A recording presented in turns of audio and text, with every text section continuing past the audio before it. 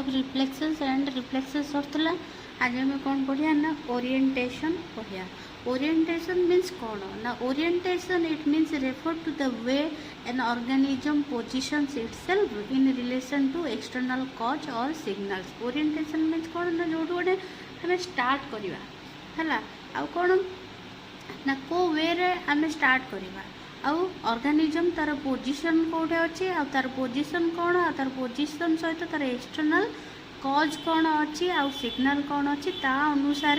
सी तार कौन करिवो ना जर्नी स्टार्ट करिवो सेही प्रोसेस को कौन कहा जाए ना ओरिएंटेशन। तापर कौन कहा जाए ना every living being has to find an optimal localized living condition for its survival. तो समस्ते कौन करती ना सबु प्रकार लिविंग ऑर्गेनिज्म से माने सर्वाइव करिया पई किछि गोटे जिनस आरंभ करिथांती। तो सेगुड़ा कौन है ना the sense organs play an important role in guiding the animal through the environment and achieve this goal by random और actively controlled movement in space.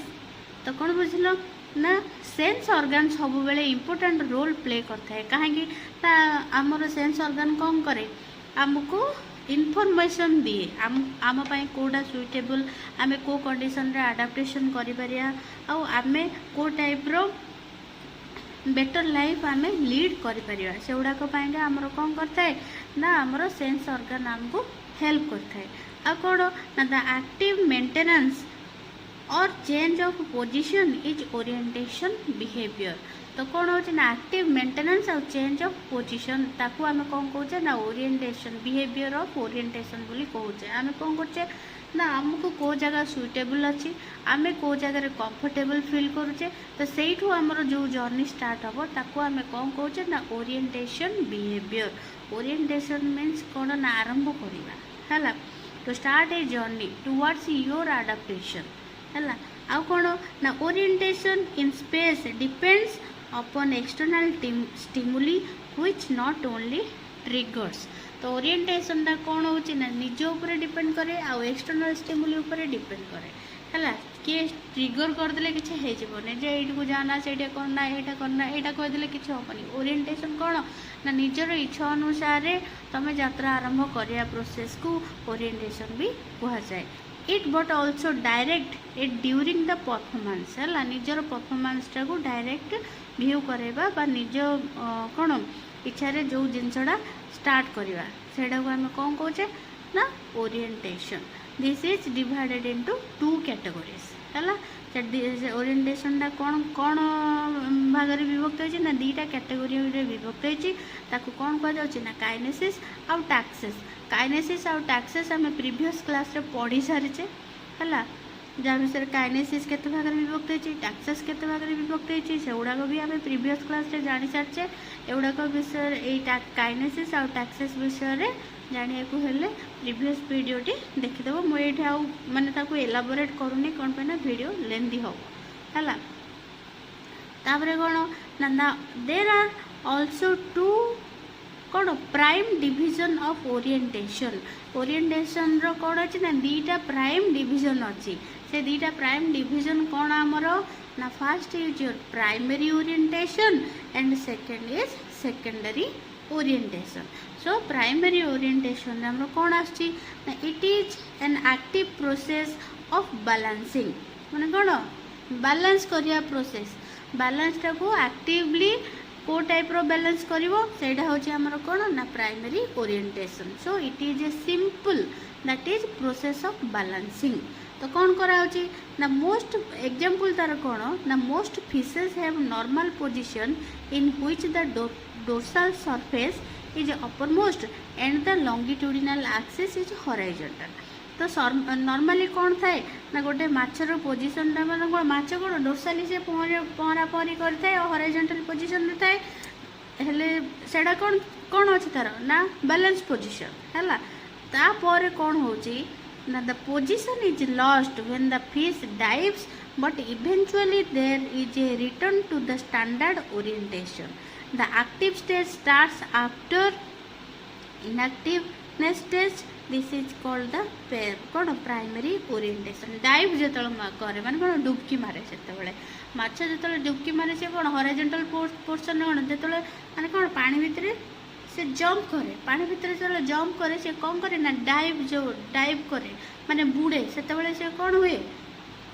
से लॉन्गिट्यूडिनल एक्सिस रु से कौन करे हॉरिजॉन्टल एक्सिस पोजीशन तार होची नॉर्मल पोजीशन तो dive जो करे से कौन एक्टिव टू इनएक्टिव स्टेज को आ इनएक्टिव रु एक्टिव स्टेज को से जर्नी तार स्टार्ट करे से पोजीशन टाक आमर कौन कह जाए ना प्राइमरी ओरिएंटेशन एटा हला कौन गोटे माछर नॉर्मल पोजीशन आउ सी तार बॉडी को को प्रकार बैलेंस करे डाइव कला समय को प्रकार से बैलेंस करे आउ जेतेबेले माछ पानी रे भासी थाए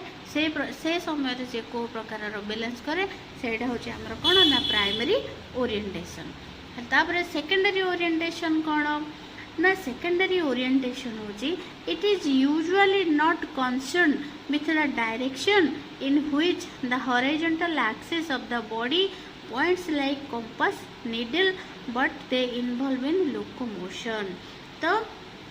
ये भी कौन आसला जिते माछड़ा सी कौन करे ता डायरेक्शन जानिया को चाहे सी हॉरिजॉन्टल एक्सिस रे थाए तार बॉडीटा कौन ना हॉरिजॉन्टल पोजीशन रे थाए आ सेतेबेले से को टाइप रो एक्टिविटी देखे थाए ना जेहेतु कि लोकोमोशन करितांदी तो लोकोमोशन कला समय रे से माने गोटे जगह रो अन्य जगह को ट्रांसफर आ प्रोसेस को कौन लोकोमोशन कह जाए तो से समय जेतेबेले लोकोमोशन से करि थाए सेतेबेले से हॉरिजॉन्टल एक्सिस रे थाए तो से समय रे कौन होता है ना से जो हॉरिजॉन्टल एक्सिस पोजीशन रे थाए से पोजीशन रे से कौन करता है ना कंपास नीडल परिका काम करता है कौन पाई ना वे फाइंड करिया पाई हमर कोन सूची चुंबक अछि जोथिरे आमे कोन करछे दिग जानुचे तो लोकोमोशन कला समय रे से हॉरिजॉन्टल एक्सिस ता से मानको को कंपास नीडल परिका काम करि थाए तो तार एग्जांपल कोन ना the fish orientates itself into a stream and in some way the direction in which it faces must be due to direction of flow of water है तो सी कौन करे ना लोकोमोशन जो स्टार्ट करे तो से जो लोकोमोशन समय रे से कौन करे निजर डायरेक्शन जानिया पाइका से हॉरिजॉन्टल एक्सिस पोजीशन डाकू से कंपास रो नीडल सूची चुंबक रो नीडल परिका से काम करि थाए so this is a secondary orientation which is कौन suppressed or superposed sorry not suppressed it is superposed on the primary orientation हेले से कौन करता है प्राइमरी ओरिएंटेशन रे से कौन एक्टिव रो इनएक्टिव स्टेज को आस्ता है बट सेकेंडरी ओरिएंटेशन रे से कौन करता है ना हमरो कौन से डायरेक्शन चूज करता है जेहेतु कि से लोकोमोशन स्टार्ट करता है तो से समय रे कौन करता है ना से कंपास सूची चुंबक परिका से तार डायरेक्शन चेंजेस करता है तो ये दीटा है कौन प्राइमरी आउ सेकेंडरी ओरिएंटेशन ये दीटा हूँ तुम कौन सर्ट नोट रे आसो आउ एगुड़ाक सब सर्ट नोट रे ही आसे आउ कानेसिस आउ टैक्सिस ये दीटा कौन ना तुम प्रीवियस वीडियो रे देखिकिना सियोर हो आम कौन करवा ना लर्निंग जीवा लर्निंग प्रोसेस मु स्टार्टिंग रु कही यूनिट ये जो यूनिट आरंभ है समय आमर लर्निंग अच्छे लर्निंग भी गोटे बिहेवियर किए बाहर करते ना लॉरेंस बाहर करते केबे बाहर करते ना 1969 रे कोनार्ड लॉरेंस से यहीटा को कौन करते ना it is an adaptive changes in behaviour that result for experience रु को टाइप रो रिजल्ट मिलता है सेटा को कौन करना एक्सपीरियंस कौट आसो जब लर्न न कर लर्न हूँ कौन गोटे एक्सपीरियंस आउ एक्सपीरियंस रो ही लर्न करा जाए तो से प्रोसेसटा को किए कहते ना कोनार्ड लॉरेंस कहते केबे कहते ना 1969 रे कहते आउ थोर्पे कौन कहते ना थोर्पे इन 1963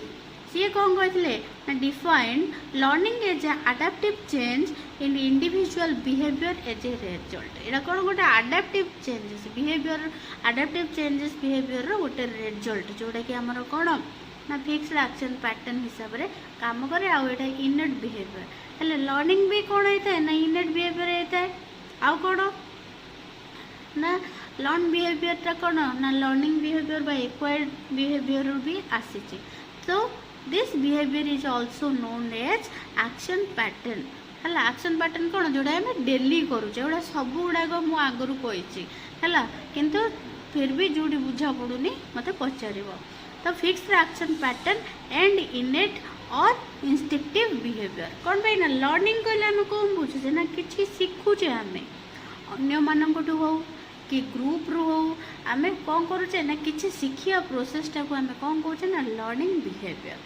so learning is a general term for all behavioural changes affected by experience सब बेले एक्सपीरियंस रू ही आम लर्न करुचे सो से बिहेवियरटा को आम कौन कहे ना लर्निंग बिहेवियर आ कौन ना learning involves change in behaviour it is different than instinct because it is not genetically transferred and is flexible हेल्ला कौन हो जेनेटिकली ट्रांसफर्ड ही नता यहाँ हूँ कौन ना फ्लेक्सिबल बिहेवियर गोटे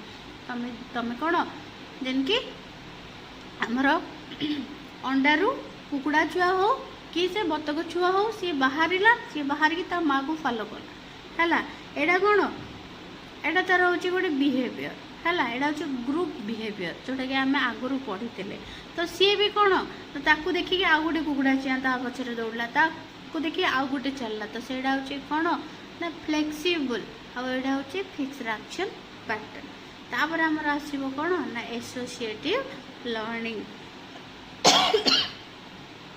सॉरी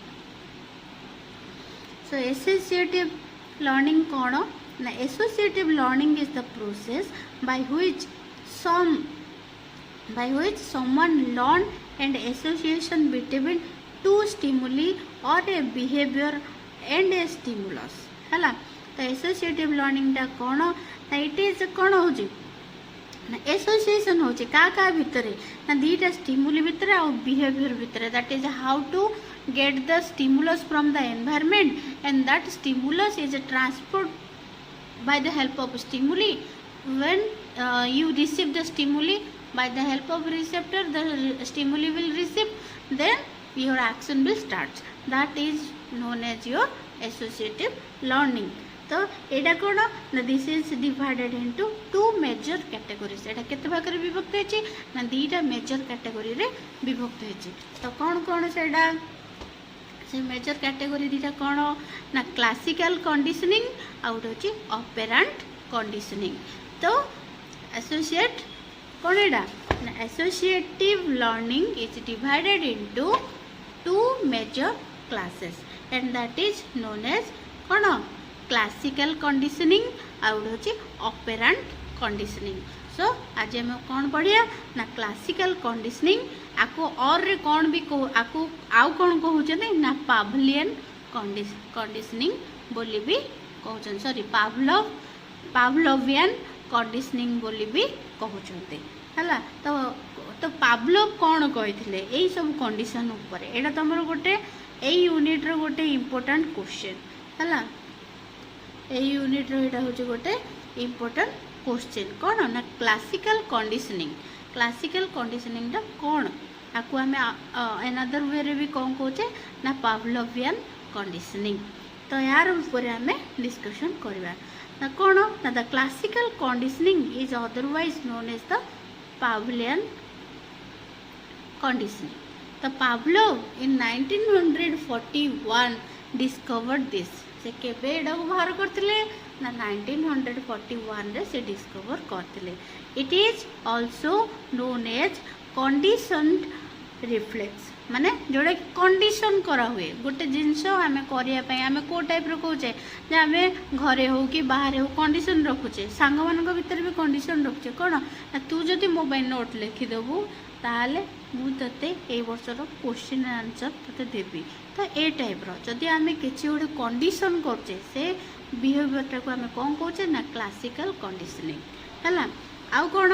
ना simple reflexes are inborn और अनकंडीस रिफ्लेक्सेस सिंपल रिफ्लेक्शन सब बेले कौन इनबॉर्न सेटा थाए आउ सेटा अनकंडीशन रे थाए है जोटा कि आमर इनबॉर्न बिहेवियर सेटा होचे अनकंडीशन आ कंडीशन बिहेवियर होचे जोटा कि आम कौन खाद्य आम आगे रखिले आम पार्टी लाल बोइबा आउ गोटे कंडीशन कौन देख तू जब मत जिनसा देबू मुझे चॉकलेट देवी ए टाइप आम कौन करचे ना कंडीशन करचे से बिहेवियरटा होचे कौन ना क्लासिकल कंडीशनिंग आउ कौन ना conditional reflexes are acquired reflexes कौन पे ना आम लर्न कले आम अन्य जनक लर्न कले किसी गोटे कंडीशन रखिले तो ताकू आम कौन कहले ना एक्वायर्ड रिफ्लेक्सेस बोली भी कहले which are not transmitted through genes एटा हेरिडिटरी नाई ये जीन ट्रांसफर एथरे हबनी है जीन ट्रांसफर आ द्वारा कौन सी मायने रखुनी कि एटा हेरिडिटरी नाही आउ कौन एटा ना conditional reflexes developed by training or experience are called conditioned or acquired reflexes. तो conditioned reflexes पर classical conditioning टा कौन ना it is developed by the training है किए गोटे क्या ट्रेनिंग करें ही जाकि कंडीशन टा आम आगे आसब. It was first demonstrated by Pavlov in 1930 in dogs. से जो डग उपर एक्सपेरिमेंट करते ना 1930 से डग उपर एक्सपेरिमेंट करते कौन करते से एग्जांपल फॉर एग्जांपल कौन करते ना Pavlov placed a hungry dog on a stand से गोटे स्टैंड उपर मु ओवरऑल कह दूसरी से कौन करते ना गोटे डग को से गोटे स्टैंड उपर ठिया करते आगे कौन करते जेहेतु कि से डगटा कौन थी हंग्री थिला द डग वाज कौन fastened to the equipment by means of strap and fittings से कौन करते गोटे पाइपलाइन ता पाटे देते आउ ता बेकर गोटे कौन स्ट्रैप बांधि कौन करते ना food was placed in the dog's mouth and caused it is salivated तो तार कौन डॉग रो माने पाटी पाखरे खाद्य रखी जहाद्वारा कि तार सालिवा फॉर्मेशन होता तो सालिवा फॉर्मेशन जो से कौन कले he arrange a long narrow pipe from the salivary duct of dog through its cheek तो ता पार्टी पाखे कौन करते गोटे सालिवारी माने सालिवा कलेक्ट करने गोटे पाइपटे से कौन करते ना कनेक्शन करदे तो ता द्वारा कौन है ना so that drops of saliva could be measured तो ता अनुसार से कौन कले ना कुकुर पार्टी केते परिमाण रे लाल बाहरिला से को मेजर करेंगे से लाल को टाइप बाहर ना he blew meat powder into the dog's mouth and record the amount of saliva secreted से कौन करते ना मीट पाउडर किसी रखी से मीट रो पाउडर कौन स्मेल हाँ ताको तो खाइला परिका लगे खाइले कौन मीट पाउडर ता पाखक फुंकीदे पार्टी कौन करे ना लाल बाहर तापर कौन now Pavlov rang bell every time he introduce the meat powder into the dog's mouth से कौन करते जिते से सालिवा को टाइप कलेक्ट करते ना गोटे बेल को बाड़ौले बेल बाड़ेला से मीट पाउडर टाक स्प्रेड करते अनुसार कौन करते ना कुकुर पार्टी लाड़ बोला तो बेल मारते कुकुर पार्टी लाड़ बोला तापर कौन होता ना after repeated pairing of sounds of bell with meat powder the dog started salivation upon hearing the bell alone है से कौन करले ना से रिपीटेड करते से प्रोसेस रिपीट करते तापर कौन है ना से खाली बेल मारले भी डॉग कौन करतला ना ता party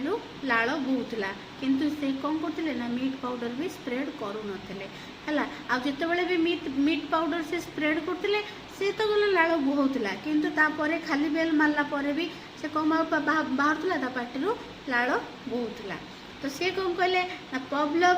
called the salivation to the bell a conditional reflex को कौन रिप्रेजेंट करा ना CR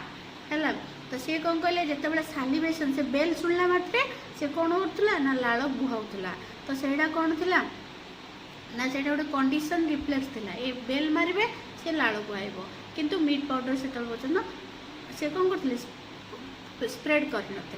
तापर कौन ना a conditioner stimuli that is represented as CS the salivation to meat powder unconditional reflexes that is UCR and the meat powder itself and unconditional stimuli UCS तो सी कौन करते कंडीशन कौन होता ना से बेल मारुले मीट पाउडर स्प्रेड करते तापर कौन मारुला ना लाड़ बोला तो यही समय से कौन ऑब्जर्व कले ना से समय पर्यंत से कौन करते ना खाली बेल मारुले आउ से पार्टी लाड़ बुहाउला है बेल मारुले लाड़ बुहाउला तो कंडीशन आउ अनकंडीशन दीटा जाक सी अप्लाई करते तापर से कौन करते तापर से कहते जे Pavlov observed that when conditional stimuli से and unconditional stimuli were repeated paid जितेबाला से दीटा जाक यूज करते the strength of the conditional reflex increase है तापर कौन हो स्टेडिली सॉरी इंक्रीज स्टेडिली होगा कौन है ना हाँ ठीक अच्छे यहाँ कंडीशन थिला से बेल मारुले तापर से आउ थे लाड़ बोला ए टाइप कौन है से इंक्रीज है बट धीरे धीरे इंक्रीज है तापर but when conditional stimuli alone is repeated the strength of कौन conditional reflex decrease steadily and he termed it as a extinction जितेबाला पर्यटन सी कौन करते खाली बेल मारले मारले तो सी कौन कला ना अल्प परिमाण रे सी सिक्रेट कला सालिबा बट से कौन कले the stimulus that follows the stimulation that follows with a reward कले कौन ना जो मीट पाउडर से स्प्रेड करते it is called the positive reinforcement and when it is associated with punishment means कौन ना नेगेटिव कौन रिइंफोर्समेंट तो से समय कौन होता ना जिते से मीट पाउडर स्प्रेड करते से हेवी अमाउंट कौन करता ना सालिवा सिक्रेशन करता तो ताकू कौन कहुचे ना पॉजिटिव रिइंफोर्समेंट बोली कहुचे आसे जो पनिशमेंट देवाक चाहूले सी कौन करते ना मीट पाउडर स्प्रेड करूँ खाली बेल मार्ते तो सहीटा को कौन कहुला ना नेगेटिव रिइंफोर्समेंट सो आम एबर आज कौन पढ़ले आम ना ओरिएंटेशन पढ़ले तापर क्लासिकल कंडीशनिंग पढ़ले जोटा कि पावलियन कौन कंडीशनिंग बोली आम ताको कहूचे आ भितर जो तुमको बुझा पड़ूनी से मत पचार आबू ओडिया तो मुझे बुझे भावुची बुझा पड़ जाइए जो बुझा पड़ न प्लीज मत कमेंट कर वीडियो को लाइक एंड शेयर कर।